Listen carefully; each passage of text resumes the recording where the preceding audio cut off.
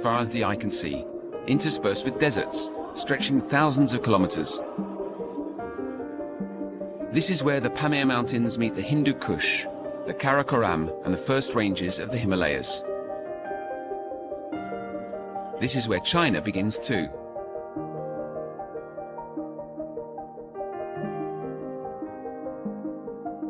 In the far west of the country lies the city of Kashgar. At first glance, this vast oasis doesn't seem Chinese despite the confident stance of the Mao Zedong statues. The city is in the far west of the autonomous region of Xinjiang, the province of the Uyghur minority, cut off from the rest of China by the vast Gobi Desert. The Uyghur are a Turkic-speaking people. They naturally look towards Central Asia rather than Beijing, some 6,000 kilometers to the east. On the edge of the formidable Taklamakan Desert, Kashgar was a long vital stop on the Silk Road, which really shaped the city's identity. For centuries, yaks were used to pull the palanquins of princesses sent on diplomatic missions to the far-flung corners of the empire to get married in its vassal states. But today, as you can see here in Kashgar, they're used to ferry tourists about. Come on, buddy, you've nothing to be ashamed of.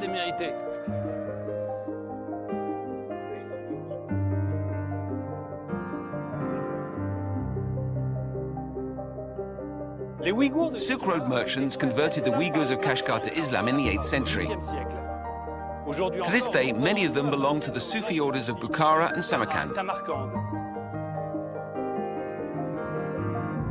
When Marco Polo visited the city, there are a great many Nestorian Christians too, including the renowned Rabban Bar Salma, who made practically the same journey as the Venetian, only in reverse, from Beijing to Jerusalem.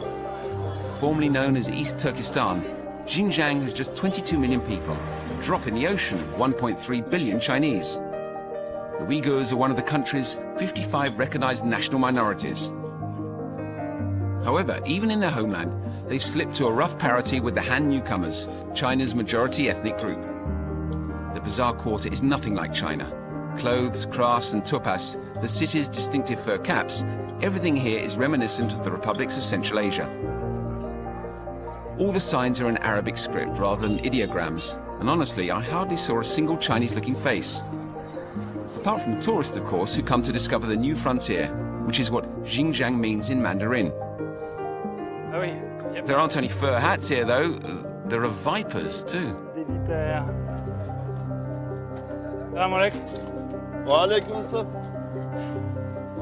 Come in, come in. The store of Mutaleb, the apothecary, is overflowing with weird and wonderful remedies. Mutaleb, just to be sure, is this Chinese medicine, Uyghur medicine, or a combination of both? They're all traditional Uyghur medicines that our ancestors used to gather and collect in the mountains. This is genuine traditional Uyghur medicines. The Uyghurs have always used these medicines to treat themselves. They still do today. And even now, these remedies can be found in books. When crossing the Pamirs on the way to Kashgar, Marco Polo suffered from acute mountain sickness. Do you have a medicine, a concoction for altitude sickness? When you go to places that are high up, where the air is thin, you have to take hilil. In ancient times, our ancestors would put some in their mouths when they traveled in the mountains and suffered from the lack of oxygen. All right, so you put it in the back of your mouth. You let it melt in your mouth and your head stops spinning. And it relieves your headache. No more vomiting. Oh, you stop vomiting. That's great. Which illnesses do people mainly come to you for? Mostly they're people with digestive problems. After eating, they get flatulence and they burp. Okay, what else? The second most common complaint is coughs and then headaches, aching muscles. They come with the names of the medicines. They consult the books they have at home, note down the medicine, or make notes from the books. I look at these notes and prepare the medicine.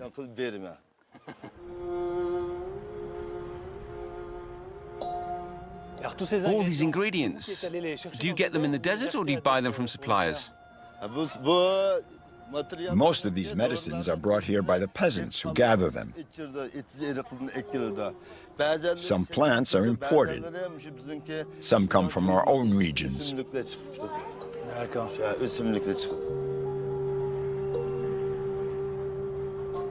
Despite the bazaar's many charms, the town centre isn't the location of the most fascinating vestige of the Silk Road, just as Marco Polo must have seen it when he arrived here in the 13th century.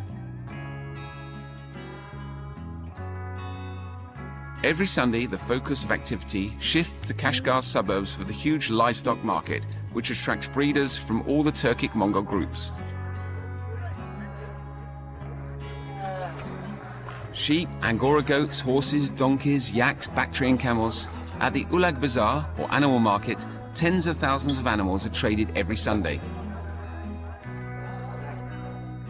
It's at its liveliest at the beginning of fall when the nomads come down from the alpine pastures to sell their animals to the city's butchers and smaller sedentary breeders.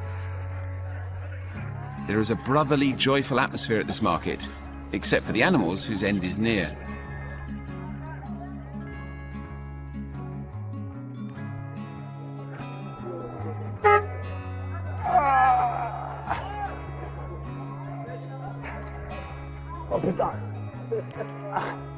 Come and give me a hand.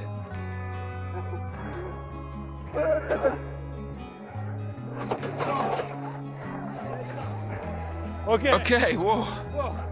You're welcome, guys.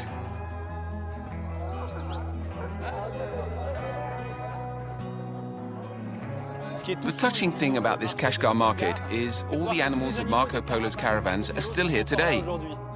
There's the yak, which is worth 2 camels, the camel, which is worth 2 horses, the horse, which is worth 2 donkeys. So a yak is worth 8 donkeys. China is growing at a rapid pace.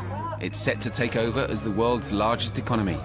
But here, the Uyghurs' traditional way of life is still very much in evidence. This is what Adila Amat, a regional public official, explains. What does this market sell most of? Every Sunday, animals such as sheep, horses, cows, and goats are sold here. Farmers from many different regions gather here to buy and sell livestock. It's a huge market. Where do all these people come from? Which regions? And which ethnic groups are they? Every week, Kazakh, Uyghur, Tajik, and Kyrgyz farmers come here to sell their animals. Kazakhs, Uyghurs, Tajiks, and Kyrgyz. What strikes me, though, is I've just arrived in China. There aren't any Han Chinese people here in Kashgar. Is that because there are only Uyghurs or because the Han don't come to the livestock market? The Kashgar area is mainly populated by Uyghurs. They are the most numerous. Also, minority ethnic groups such as the Uyghurs, the Kazakhs, the Tajiks, and the Kyrgyz have businesses here.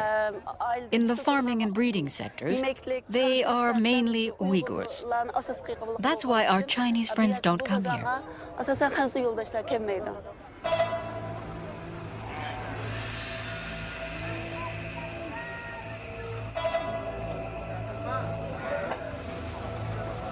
Uyghur food is distinct from Han Chinese cuisine, but I do see people using chopsticks. Adila, you yourself are Uyghur. What does it mean to be Uyghur today? Yes, I'm Uyghur. The Uyghurs live primarily in the region of Xinjiang. In Kashgar, we Uyghurs make up 90%, maybe even 100% of the population. The Uyghurs are an ancient ethnic group with a rich history and culture. Since the introduction of the One Belt, One Road initiative, there have been all sorts of changes in the life of the Uyghurs too.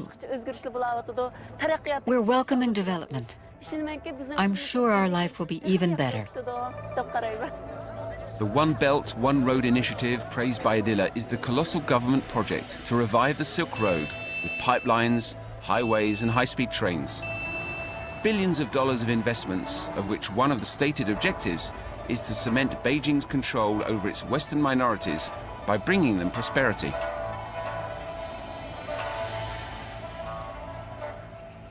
South of Kashgar, the fabled Karakoram Highway cuts through the mountains to Pakistan. Given the beauty of this site at the foot of the Himalayan range, it's no wonder Mahmud al-Kashgari chose to be buried here. A native of Kashgar, this 11th century man of letters traveled throughout Central Asia, then settled in Baghdad, where he compiled a compendium of the Turkic languages of the time, which also serves as an atlas and remains one of the most comprehensive accounts of one of the Silk Road's golden ages. Although Muslim, the Uyghurs who come to worship at his tomb tie prayer flags and knots to the trees, in the manner of their shamanic ancestors of the steppe and their Buddhist neighbors of the Tibetan plateau. Mahmud al-Kashgari's tomb is still a place of pilgrimage for Muslims. Local officials, all have the distinction of being descended from the holy man, maintain his sanctuary. A scholar and Sufi mystic, al-Kashgari took years to compose his dictionary, preserved preciously by his descendants at the foot of his tomb. It contains an absolute gem, a map detailing all the routes of Asia.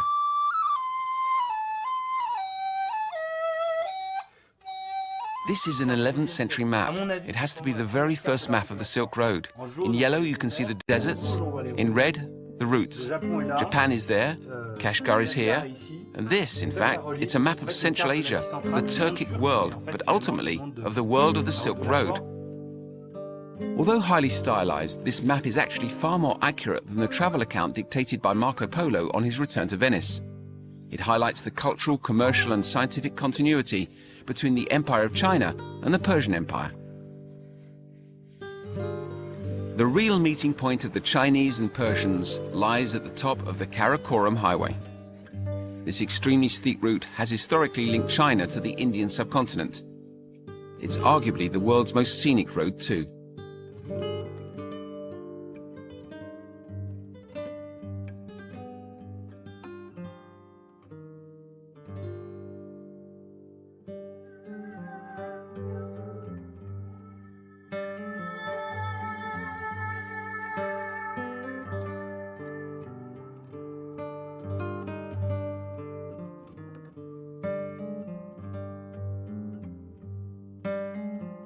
Karakoram Highway is without doubt one of the most famous Silk Road routes.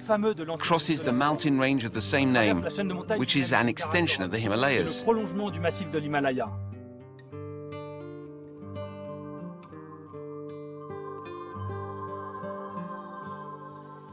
Until the mid-20th century, scaling its 4,000-meter passes was extremely arduous and challenging for the yak caravans.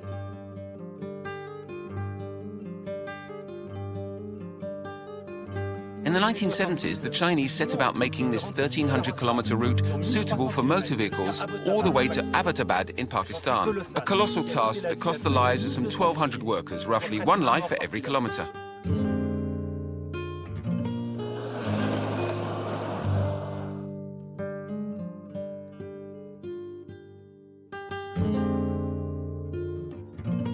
The Chinese are now back at work as part of the much-publicized New Silk Road program. This construction project is less dangerous, but perhaps even more colossal. As well as a highway, Beijing is financing a high-speed rail line snaking over viaducts and around peaks and precipices. The objective remains the same, to open up the oasis of Western China by crossing the mountains separating it.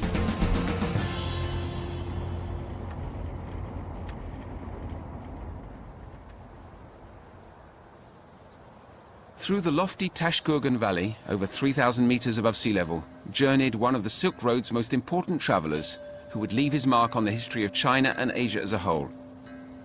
In the 4th century, the Chinese monk Faxian made a pilgrimage to India and brought back Buddhism.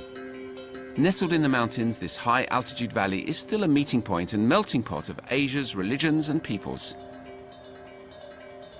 This place, Tashkurgan, or Stone Fortress, could be the site Ptolemy referred to as the Stone Tower, the famous meeting point of the Chinese and Persian merchants.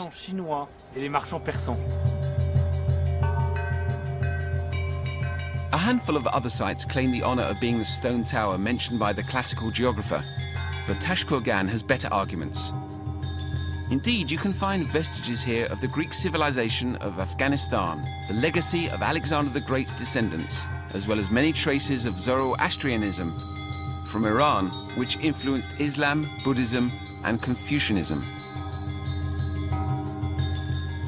These ruins truly seem to be the East's gateway to the Far East, the frontier between two worlds.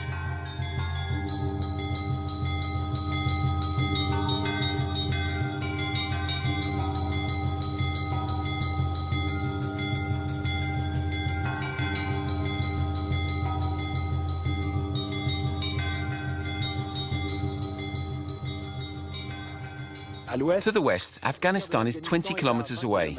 Tajikistan is 15 kilometers. And to the south and the east, India and Pakistan are 150 kilometers away. On this high Chinese plateau wedged between the ranges of the Pamir, the Hindu Kush, the Karakoram, and the Himalayas, I can truly say I've reached the heart of Asia.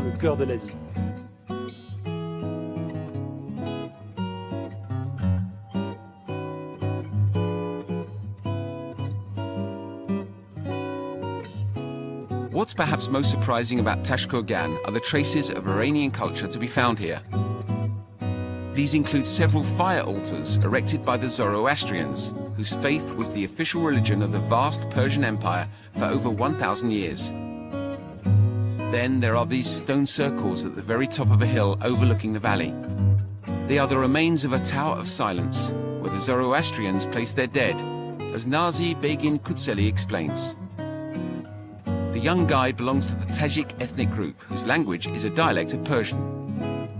Today the Tajiks, whether it's just there behind that mountain in Tajikistan, just over there in the valley in Afghanistan, or here in China, what religion are they? Muslim. The Muslim Tajiks of Kashgar are Shiite. For me, it's quite amazing and even moving to see you like this, because I spent months and months reporting in Afghanistan, just over there, 20 kilometers away, on the other side of the border, and I never saw a Tajik woman without a veil. Yet here you are, without a hijab or a burqa, and I can see your eyes. The Tajiks here have never hidden their faces. We wear skull caps or embroidered hats around which we wrap a turban, but we never cover our faces. We have never hidden our faces. We wear these skull caps or embroidered hats on our heads. We used to believe in Zoroastrianism 2,500 years ago, but it still has a very strong influence on our life. We still venerate fire. We still venerate light. In addition, we Tajiks wear a type of circular hat that represents the shape of the sun. Here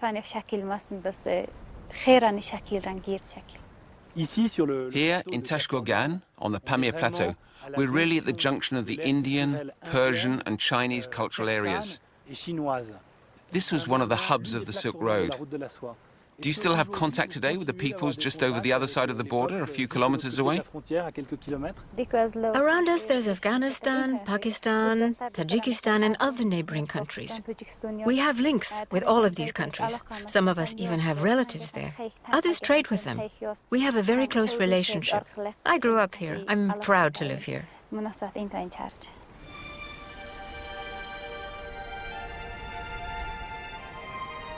I have to admit, seeing this border has always been a dream of mine.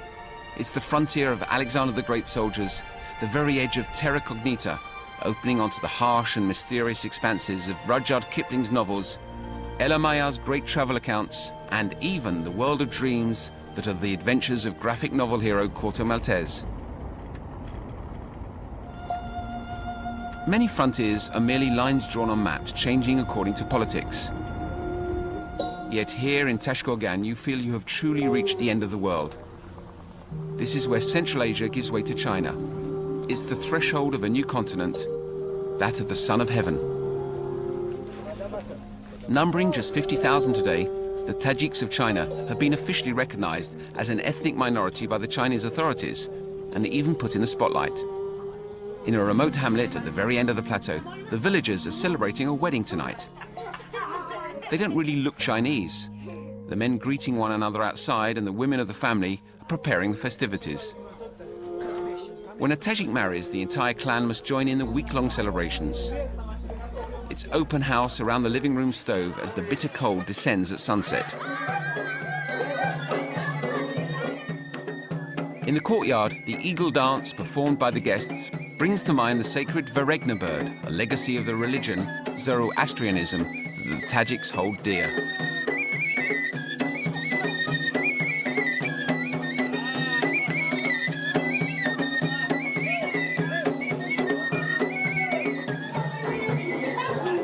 Tonight, the valley's notables crowd around the bridegroom. Yul Araspalat is 28 years old. I must say I'm surprised the bride isn't here. Why is that? What is a Tajik wedding like? Thank you so much for coming. If you haven't seen the bride, it's because, according to our customs, Tajik weddings last 3 days. For the first 2 days, the bride and groom celebrate separately with their own guests, and then on the third day, the groom goes to fetch the bride. Are all these people coming in and out and greeting you, the wedding guests, or just your own relatives? There's a major cultural difference between the Tajiks and other ethnic groups. 2 days before the wedding, we invite all the villagers who have had a death in their family. The Tajiks are the only people to do this. Okay, even though the bride isn't here, could I ask you how you met Usmidan and how you decided to get married? Our parents didn't introduce us. Usmidan and I have known each other since school. We've been sweethearts for 10 years. Now it's time to make things official. We've been engaged for 2 years, as is the custom. But it's been 10 years in all. It's a long time. But love always brings bleeding hearts together. Yularas, I can see you're very attached to your traditions, that they're of great importance to you. What defines these traditions, and more generally, how would you define Tajik society? The Tajik symbol is the eagle. It represents hard work, bravery, and wisdom.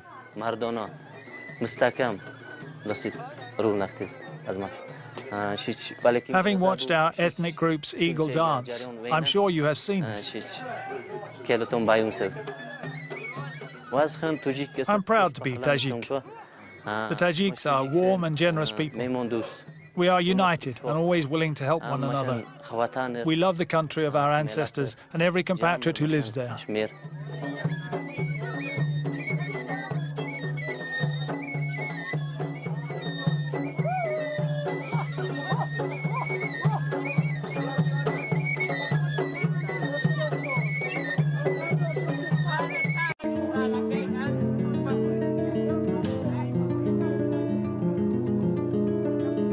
How timeless they seem, and how serene too, these Tajiks forgotten by history in their secret valley deep in the heart of Asia, these living witnesses of the Silk Road's allure.